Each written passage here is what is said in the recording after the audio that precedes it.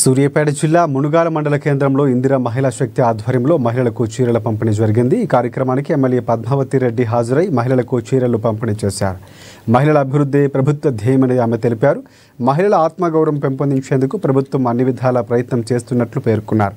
అంతకుముందు ఊర చెరువులో చేప పిల్లల పంపిణీని ప్రారంభించారు।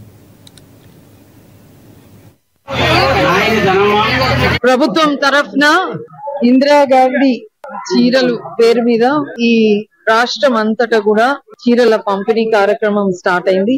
నేను ఈ రోజు ఇక్కడ మునుగాలలో కూడా ఆ కార్యక్రమంలో నేను పాల్గొన్నాను। ఈ రోజు మునుగాల మొత్తం మండలానికి దాదాపు 11,000 చీరలు వచ్చినాయి। ఫస్ట్ ఫేజ్ లో ఈ ఫేజ్ లో అంతా ఎవరైతే సభ్యులు ఉన్నారో సెల్ఫ్ హెల్ప్ గ్రూప్స్ లో వాళ్ళందరికీ కూడా ఇవ్వడం జరుగుతుంది।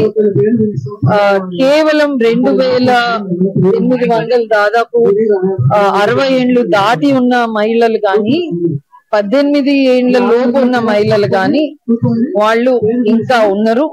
వాళ్ళని కూడా ఇప్పుడు ప్రభుత్వము ఎల్డర్లీ గ్రూప్ అని ఒకటి స్టార్ట్ చేసి వాళ్ళని మళ్ళీ ఇప్పుడే గ్రూపులలో చేర్చుకొని వాళ్ళకు కూడా ఈ చీరలు గాని ఈ ప్రభుత్వం తీసుకొచ్చిన మహిళల కోసం స్కీములు గాని వాళ్ళందరికీ కూడా వర్తింపజేసేటట్టు మేము తయారు చేస్తున్నాం।